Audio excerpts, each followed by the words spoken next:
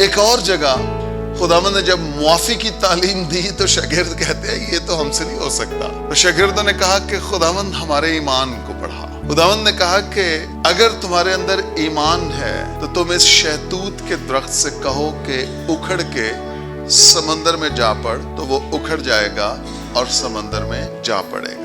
وہ معافی کے تعلق سے شہتوت کے درخت کی مثال دی، کیونکہ جو نامعافی کی تاثیر ہے نا وہ ہمارے دلوں کے اندر جڑیں بنا لیتی ہے، اور وہ اس کا نکلنا یعنی کسی کو معاف کرنا یہ بڑا مشکل کام ہے. خداوند نے کہا، پرپسلی کہا، با مقصد کہا کہ تم اس شہتوت کے درخت کو کہو کہ اکھڑ جا تو اکھڑ جائے گا.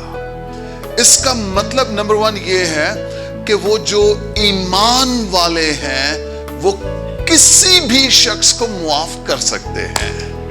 Hallelujah, hallelujah.